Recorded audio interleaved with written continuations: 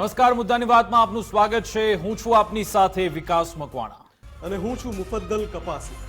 મુદ્દાની વાતમાં આજે ઘણા બધા મુદ્દા વિશે વાત કરવાની છે, પરંતુ સૌપ્રથમ વાત કરીશું ગુજરાતમાં આવેલા ખાડા રાજ વિશે. જી હા, આ ખાડા રાજનો અંત ક્યારે આવશે તે એક સૌથી મોટો સવાલ છે, કારણ કે આ મુદ્દો મારા તમારા સૌ કોઈ સાથે જોડાયેલો છે. જે એ વ્યક્તિ જે ટેક્સ ભરે છે, જે રસ્તા પરથી પસાર થાય છે, કે પછી તે ખાનગી ટ્રાન્સપોર્ટેશન હોય કે પછી સરકારી ટ્રાન્સપોર્ટેશન કે પછી પોતાનું વાહન લઈને નીકળ્યો હોય, તેની સાથે જોડાયેલ આ મુદ્દો છે. એટલા માટે જ રસ્તા ચોમાસું આવે એટલે જેમ નદીઓમાં પાણી આવે, ધરતીમાંથી ઘાસ કૂપણ નીકળે, એમ આપણા જાહેર રસ્તા પર ભ્રષ્ટાચારના વટાણા વેરાઈ જાય છે. નગર હોય કે પછી મહાનગર, શેરી હોય કે ચોકનો રસ્તો કે નગરોને જોડતો રસ્તો હોય, ગમે તે રસ્તામાં થયેલા બેફામ ભ્રષ્ટાચારનો પર્દાફાશ થઈ જ જાય છે. રસ્તામાં ખાડા છે કે પછી ખાડામાં રસ્તો, તે પણ નથી સમજાતું. છેલ્લા કેટલાક સમયથી રાજ્યમાં કોઈ મુદ્દાઓમાં સૌથી વધુ ચર્ચા હોય તો તે છે જાહેર પરિવહનના માર્ગ એટલે કે શહેરના રસ્તાઓ. મેઘરાજા મન મૂકીને વરસ્યા, તેનું પરિણામ એ આવ્યું કે નાનું નગર હોય કે મેગા સિટી, તમામ જગ્યાએ રસ્તાઓનું ધોવાણ થઈ ગયું છે. પરંતુ સૌથી મોટો સવાલ એ છે કે રસ્તામાં આચરાતી આ ગોલમાલમાં કોણ કોણ સામેલ છે? કોના પાપે નાગરિકોની કમર તૂટે છે? શું અસહ્ય કરબોજ ભોગવતી જનતા પરસેવાના નાણાં ચૂકવીને પણ પોતાની કમર તોડાવતી રહે તમારા પાપે? શું સામાન્ય વરસાદમાં તંત્રની આબરૂ લઈ લેતા રસ્તાનો કોઈ તોડ જ નથી? આખરે ક્યારે ઉકેલ આવશે વર્ષો જૂની આ સમસ્યાનો?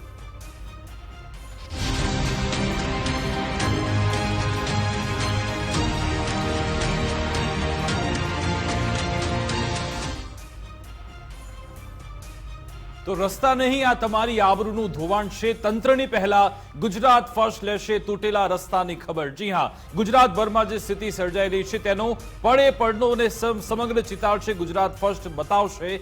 જરા સાચવજો, કારણ કે નગરના રસ્તાઓ છે તે કમરતોડ બની ગયા છે. પ્રજા ચૂકવે છે કર, તો પછી રસ્તાના કામમાં કેમ કસર, તે એક મોટો સવાલ છે. પ્રજાના ટેક્સ ચૂકવતી રહે અને પછી કમર તોડાવતી રહે. નાગરિકોની કરોડરજ્જુમાં ઈજાની જવાબદારી કોની? વરસાદ બાદ આપણી સૌથી મોટી આ સમસ્યા છે.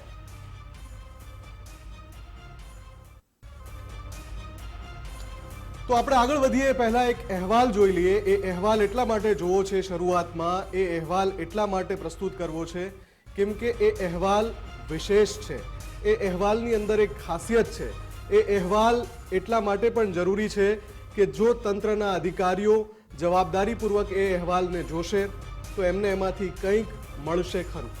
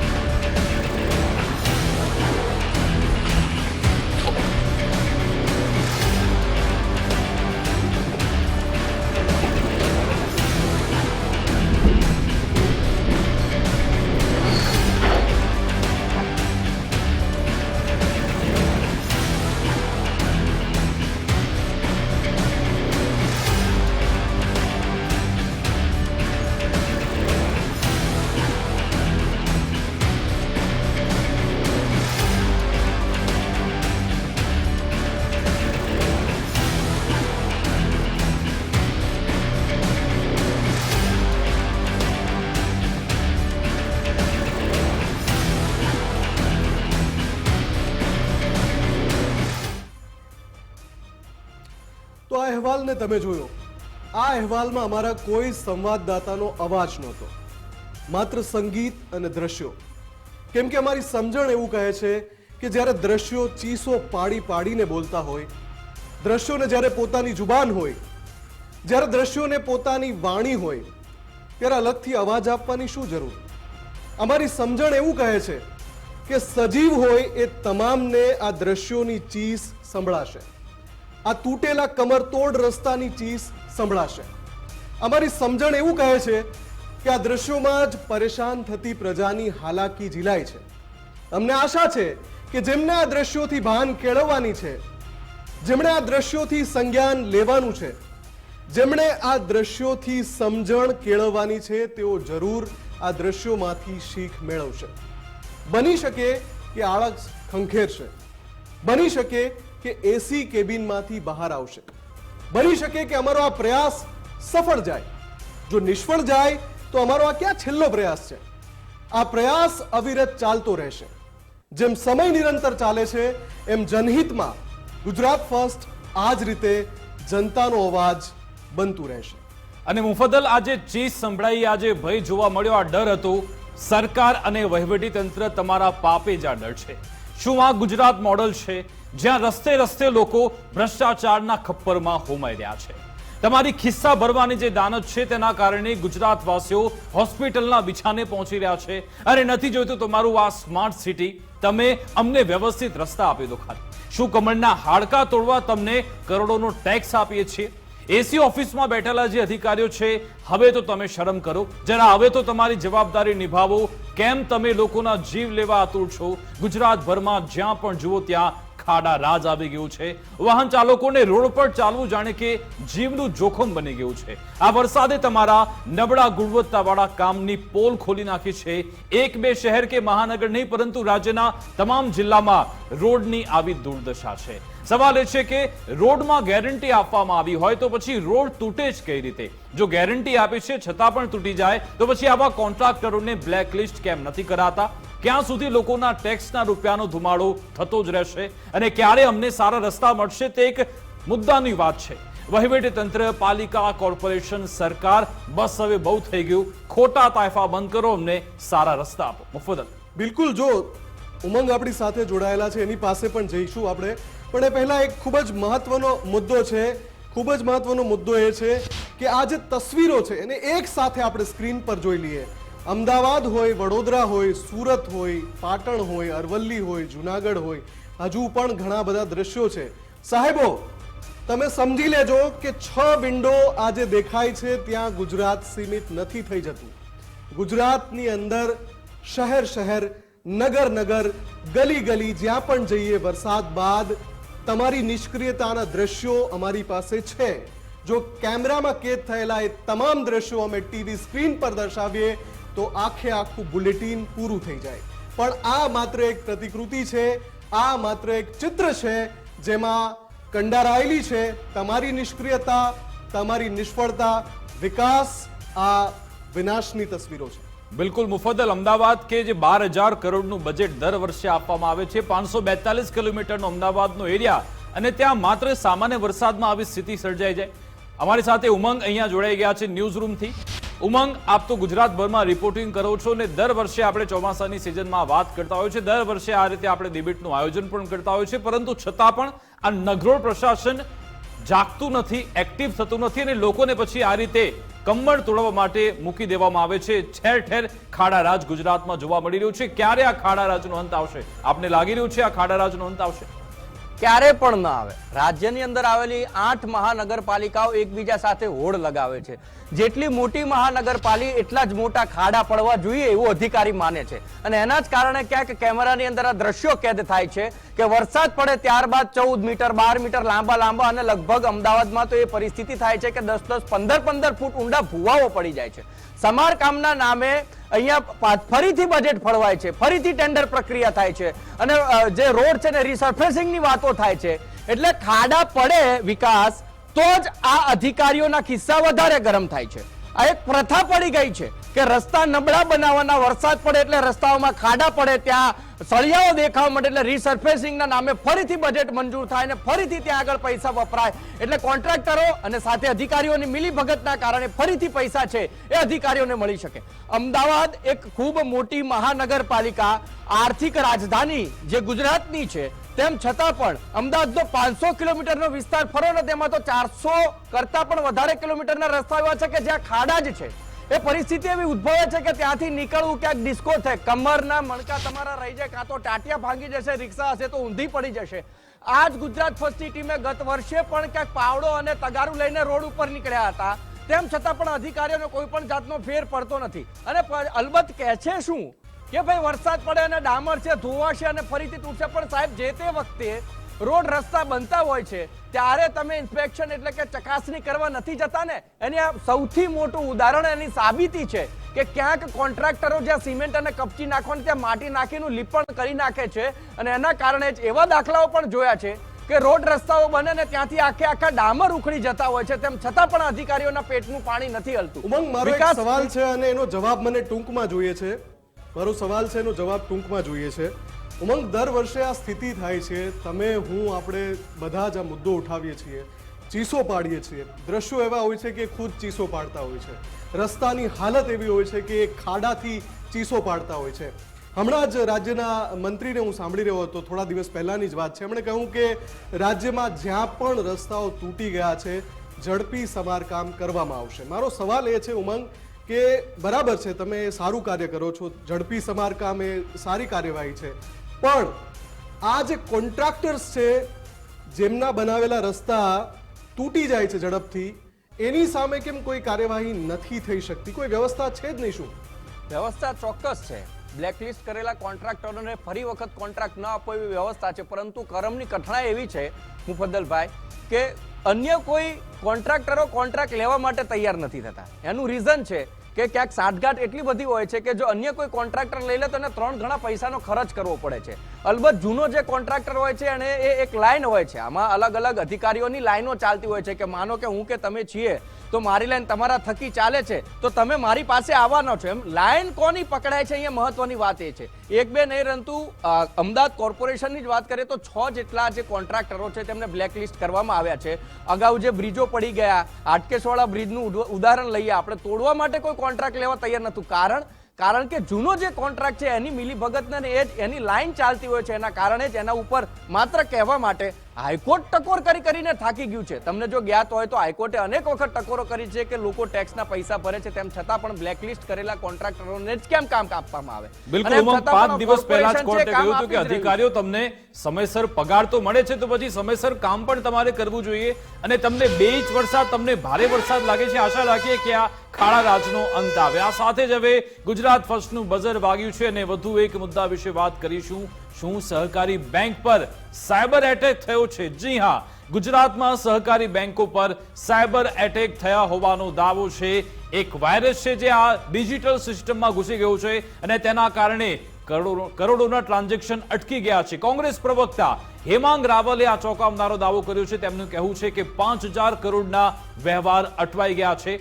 13 જિલ્લા બેંક, 150 જેટલી અર્બન બેંકને લઈ આ દાવો કરવામાં આવ્યો છે. સરકાર ખાતેદારોના નાણાં સુરક્ષિત છે તેવી ખાતરી આપે તેવું હેમાંગ રાવલે કહ્યું છે. ગ્રાહકો બેંકમાં ફરિયાદ કરે તો સંતોષકારક જવાબ પણ નથી મળતો. મુફદ્દલ, ગુજરાતની આ સમસ્યા છે, બેન્કિંગ સિસ્ટમમાં એક વાયરસ ઘૂસી ગયો છે ને ખૂબ જ આ ગંભીર મામલો છે, તેને સરળતાથી ન લઈ શકાય. બિલકુલ વિકાસ, એક નેશનલાઇઝ બેંકનું માળખું છે આપણે ત્યાં અને એક સહકારી બેંકોનું માળખું છે. નેશનલાઇઝ બેંકો છે એ એમના જે સર્વર યુઝ કરે છે અને એની સામે જે સહકારી બેંકોનું જે માળખું છે, આખું કોઓપરેટિવ સેક્ટર છે, ત્યાં જે માળખું, ત્યાં જે સર્વર યુઝ થાય છે જેના દ્વારા આખો આ વ્યવહાર ચાલતો હોય, શું એમાં કોઈ ખૂબ મોટી ખામી સર્જાય છે? હેમાંગ રાવલ જે દાવો કરી રહ્યા છે, સૌથી પહેલા આપણે એ સાંભળી લઈએ, કેમ કે કોંગ્રેસના પ્રવક્તા છે, સહકાર ક્ષેત્રનો મુદ્દો એમણે ઉઠાવ્યો છે. જનતાને, ગ્રાહકોને બેંક તરફથી સંતોષકારક જવાબ નથી મળતો એવો એમનો આરોપ છે. પહેલા એમને સાંભળી લઈએ. ગુજરાતની સહકારી બેંકો ઉપર સાયબર એટેક થયો છે અને સમાચારો મુજબ 5000 કરોડથી વધારે વ્યવહારો જે છે એ અટકી ગયા છે. ગુજરાત સ્ટેટ કોઓપરેટિવ બેંક હોય કે એની સાથે સંકળાયેલી 150થી વધારે અર્બન બેંકો હોય કે જિલ્લા બેંકો હોય, તેના ખાતેદારો, ખેડૂતો, મહિલાઓ અને યુવાનો કે જે લોકો પોતે phone pay, Google pay, RTGS, IMPS જેવી સેવાઓ વાપરીને, યુપીઆઈ જેવી સેવાઓ વાપરીને ડિજિટલ ઇન્ડિયાના સપનાને સાકાર કરી રહ્યા હોય, તેઓ છેલ્લા 3 દિવસથી પરેશાન થઈ રહ્યા છે અને હજી સુધી બેંકોના સત્તાધીશો કોઈ પણ પ્રકારનો ખુલાસો કરતા નથી. ગ્રાહકો બેંકોમાં જાય છે તો સંતોષકારક જવાબ નથી મળતો. સૂત્રોના જણાવ્યા મુજબ આ સોફ્ટવેર છે એ 3 ગણી ઊંચી કિંમતે વસાવવામાં આવેલા છે અને આ સોફ્ટવેરના પેટા કોન્ટ્રાક્ટો જે છે એ બેંકોના સત્તાધીશોના મળતિયાઓ અને બેંકોના સત્તાધીશોના કુટુંબીજનોને આપવામાં આવ્યાની પણ વાત બહાર આવી છે. તો હેમાંગ રાવલ કે જે ખૂબ જ હોશિયાર પ્રવક્તા છે, એમણે એક શબ્દ વાપર્યો કે સૂત્રોના જણાવ્યા મુજબ. હવે આ જે દાવો છે એની સામે આપણી પાસે જે અહેવાલ છે, અજય પટેલ તરફથી એક સ્પષ્ટતા આવી છે. ગુજરાત સ્ટેટ કોઓપરેટિવ બેંકના સોફ્ટવેરમાં ખામીની અફવા, એન્ટીવાયરસ સર્ટિફિકેટને લઈને આ વિલંબ થઈ રહ્યો છે એવું અજય પટેલનું કહેવું છે. રાજ્યની તમામ જિલ્લા સહકારી અને અર્બન બેંકની કામગીરીમાં વિલંબ થઈ રહ્યો છે, એ અટકી પડી છે. રાજ્યના લાખો જે ખાતેદાર છે 3 દિવસથી પરેશાન થઈ રહ્યા છે.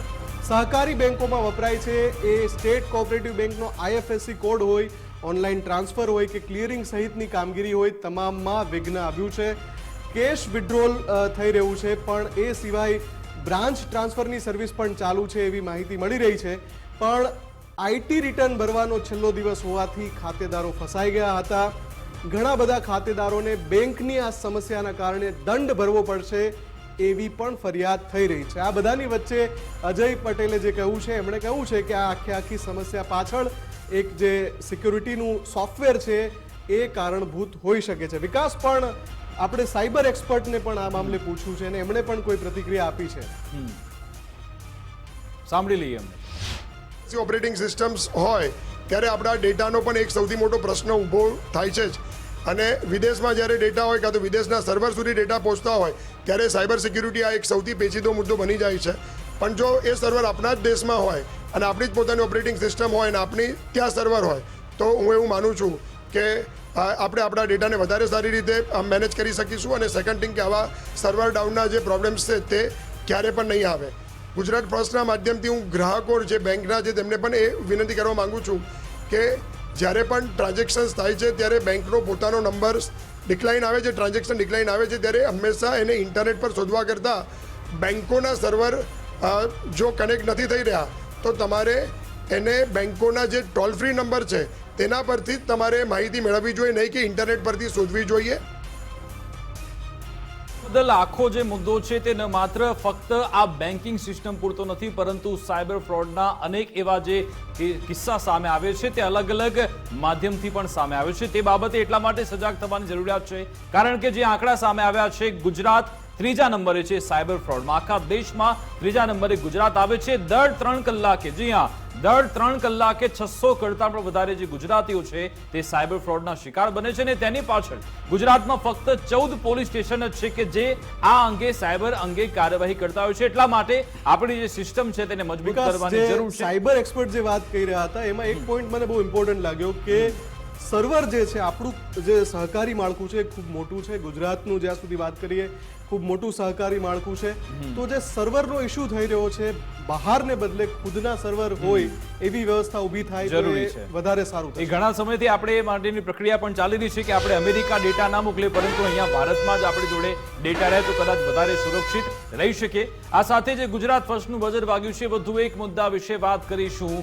કાટ ખાઈ રહ્યો છે ગરીબ વિદ્યાર્થીઓનો હક. જી હા, સાયકલ, ધૂળ ખાતી સાયકલ. મુફદ્દલ આ મુદ્દો આપણે કેટલા સમયથી ઉઠાવ્યો છે. આ અંગે આપણે અનેક એવા અહેવાલ પણ દર્શાવ્યા છે, પરંતુ ગુજરાતભરમાં અનેક એવા ગોડાઉન છે કે જ્યાં આજે પણ ગરીબ વિદ્યાર્થીઓના હકની સાયકલ છે તે ધૂળ ખાઈ રહી છે. વરસાદી મોસમ છે તેની વચ્ચે 800 કરતાં પણ વધારે સાયકલ આણંદના આંકલાઓમાં ધૂળ ખાઈ રહી છે, કાટ ખાઈ રહી છે.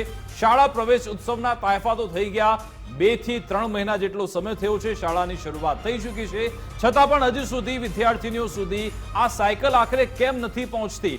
હોંશે હોંશે આ જે યોજના છે તેનો પ્રારંભ તો કરવામાં આવ્યો હતો કે આપણે ડ્રોપ આઉટ રેશિયો આપણે ઘટાડી શકીએ, તેના કારણે આપણે આ યોજના શરૂ કરી છે, પરંતુ આજે પણ આ યોજના છે તે ધૂળમાં જ છે. મુફદ્દલ, આમાં છે ને વિકાસ, સૌથી મોટી સમસ્યા એ છે કે જે સાયકલ છે એ કાટ નથી ખાઈ રહી, સિસ્ટમ આખી કાટ ખાઈ ગઈ છે. એક જગ્યાથી એક અહેવાલ આવે, મીડિયા એને પ્રસારિત કરે, એના તમામ પહેલું દેખાડે, તમામ પાસા દેખાડે કે આ રીતે શાળા પ્રવેશોત્સવમાં જે જરૂરિયાતમંદ વિદ્યાર્થીઓ છે એમને જે સાયકલ મળવાની હતી એ સાયકલ ખુલ્લામાં પડી છે અને એ કાટ ખાઈ રહી છે.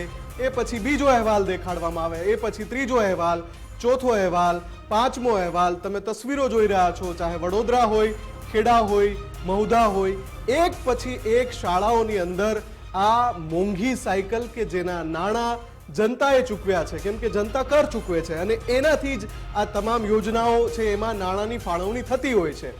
પણ કેટલી હદે આ જે સાહેબો છે વિકાસ, એ જાડી ચામડી આમાં ચોંકાવનારી વાત એ છે કે આ સાયકલો પર લખ્યું છે વર્ષ 2023ની સાયકલ. અત્યારે 2024 ચાલી રહ્યું છે. 2023ની સાયકલ હજુ પણ અહીંયા કાટ ખાઈ રહી છે. અને આપણે જ્યારે એક સપ્તાહ પહેલા અંગે અહેવાલ દર્શાવ્યો હતો ત્યારે પણ આપણે વિનંતી કરી હતી કે આ બધી સાયકલો છે તેનો નિકાલ લાવો, જરૂરિયાતમંદ વિદ્યાર્થીનીઓ છે તેમના સુધી સાયકલ પહોંચાડો, પરંતુ આ વાત અટકતી જ આ બધાની વચ્ચે વિકાસ, એક મોટા સમાચાર એ આવી રહ્યા છે કે ગુજરાતના વહીવટી તંત્રમાં મોટો ફેરફાર થઈ રહ્યો છે. રાજ્યના 18 આઈએએસ અધિકારીની બદલી થઈ રહી છે. આઈએએસ એસ.જે. હૈદર હવે ઉર્જા વિભાગના સચિવ બનાવાયા છે.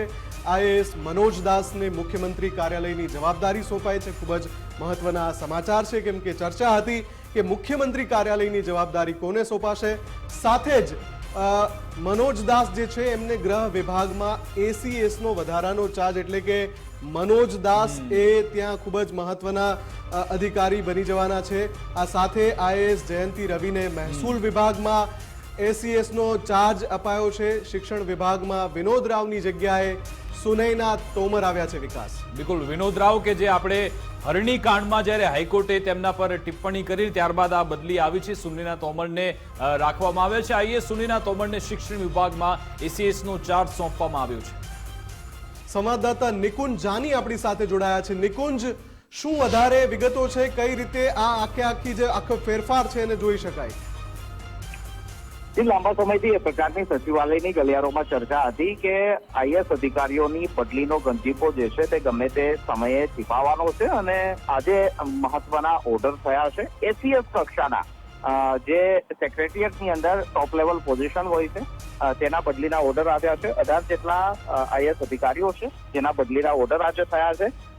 ચોંકાવે તે પ્રકારના ઉલટફેર છે, કારણ કે જે બદલીના ઓર્ડર છે તે પ્રકારે સુનૈના તોમરને ઉચ્ચ શિક્ષણ વિભાગની અંદર જવાબદારી જે છે તે સોંપવામાં આવી છે.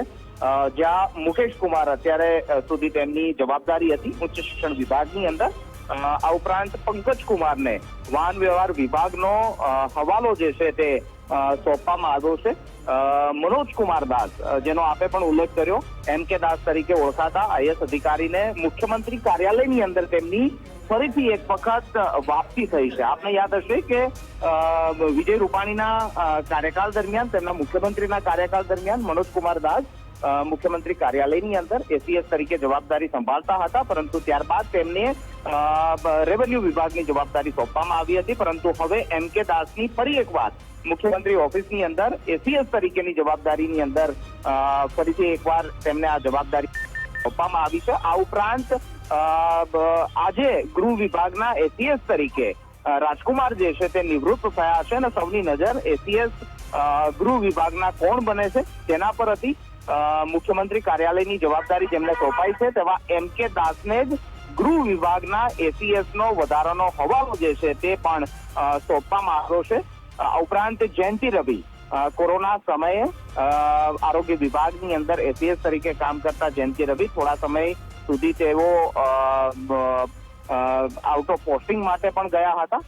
ફરીથી તેમની ગુજરાતની અંદર વાપસી થઈ છે અને જયંતિ રવિને મહેસૂલ વિભાગની અંદર હવાલો જે છે તે સોંપવામાં આવ્યો છે. Anju Sharma labour and skill ડિપાર્ટમેન્ટની અંદર તેમની ભૂમિકા હતી, પરંતુ તેમાંથી તેમની બદલી થઈ છે અને હવે તેમને કૃષિ અને સહકાર વિભાગની અંદર તેમને જવાબદારી સોંપવામાં આવી છે.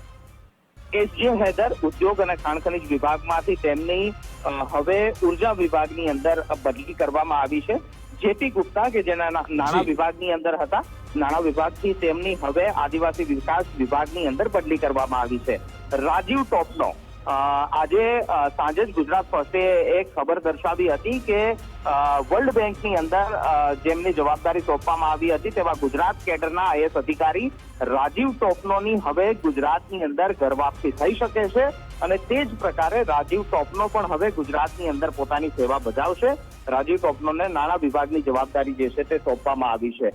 આ ઉપરાંત જે.પી. ગુપ્તા છે જે ફાઇનાન્સ વિભાગની અંદર હતા, તેમની પણ બદલી થઈ છે. આ ઉપરાંત મમતા વર્મા જે પ્રિન્સિપલ સેક્રેટરી ઉર્જા વિભાગની અંદર હતા, તેમની બદલી થઈ છે અને હવે તેમને principal secretary industrial and mines એટલે કે ઉદ્યોગ અને ખાણ ખનીજ વિભાગની અંદર જવાબદારી સોંપવામાં આવી છે. એ જ રીતે 18 જેટલા આ અધિકારીઓ છે જેમની બદલી થઈ છે અને લાંબા સમયથી જે બદલીઓની રાહ પણ જોવાઈ રહી હતી. બિલકુલ, આભાર નિકુંજ તમામ જાણકારી આપવા બદલ. ન્યૂઝ રૂમથી અમારી સાથે વિજય દેસાઈ પણ જોડાઈ ગયા છે.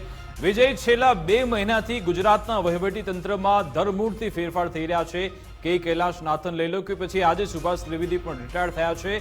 બીજી બાજુ એક સાથે 14 અધિકારીઓની બદલી થઈ છે. કઈ રીતે તેને જોઈ શકાય? બિલકુલ, 18 અધિકારી જે આઈએએસ અધિકારીઓ છે તેમની બદલી કરવામાં આવી છે. કારણ કે છેલ્લા એક અઠવાડિયાથી આ બદલીઓને લઈને જે પ્રકારે ચર્ચાની ચગડોળ ચાલતી હતી કે ગમે ત્યારે બદલાવ થઈ શકે છે, પરંતુ આજે કેટલાક અધિકારીઓ નિવૃત્ત પણ થવાના હતા. ત્યારબાદ આ પ્રકારની બદલીનો જે ગંજીપો ચીપાયો છે તેની અંદર સીધી આપણે જે લિસ્ટ છે તેની પર નજર કરીશું કે જેની અંદર 18 જે અધિકારીઓ છે આઈએએસ તેમની બદલી કરવામાં આવી છે. જેમાં પ્રથમ નામ સુનયના તોમરનું છે. તેમને અત્યારે એપોઇન્ટ કરવામાં આવે છે additional chief secretary government to education department, એટલે કે વિનોદ રાવની જગ્યાએ સુનયના તોમરને બદલી કરવામાં આવી છે. એ સિવાય તેમને વધારાનો અન્ય ચાર્જ છે તે પણ હાલમાં આપવામાં આવેલો છે, તે છે social justice and empowerment department.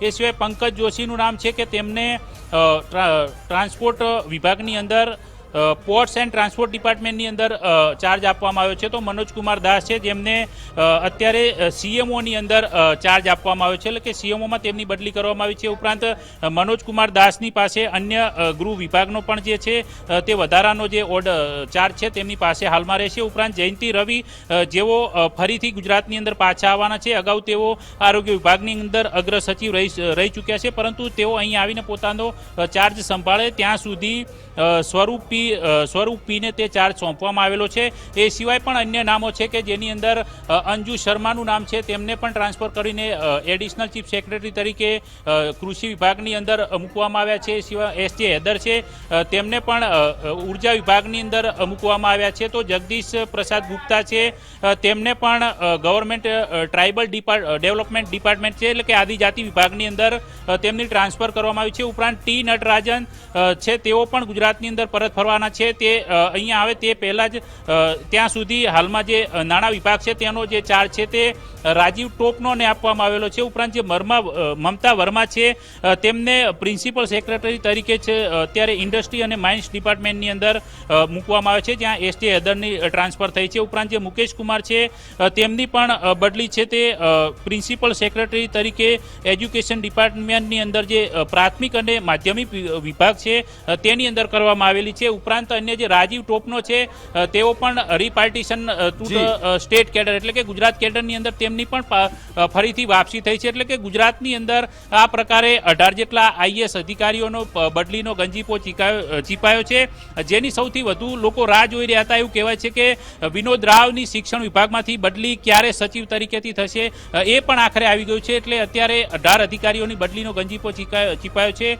પોલીસમાં પણ બદલીઓનો દોર આવી શકે છે. બિલકુલ, આમાં 2 મહત્વના નામ જયંતિ રવિ અને વિનોદ રાવ જે અત્યારે ચોંકાવનાર એટલા માટે છે કારણ કે હાઈકોર્ટે જ્યારે કહ્યું હતું કે વિનોદ રાવ સામે શિક્ષાત્મક કાર્યવાહી થવી જોઈએ, અત્યારે કેવી રીતે આને જોવાશે આવનારા સમયમાં આપણે જોઈશું. આભાર વિજય, અમારી સાથે જોડાવા બદલ, વાતચીત કરવા બદલ. તો મુદ્દાની વાત અંતર્ગત બસ આટલું જ. તમામ સમાચાર અપડેટ્સ માટે આપ જોતા રહો ગુજરાત ફર્સ્ટ ન્યૂઝ. નમસ્કાર.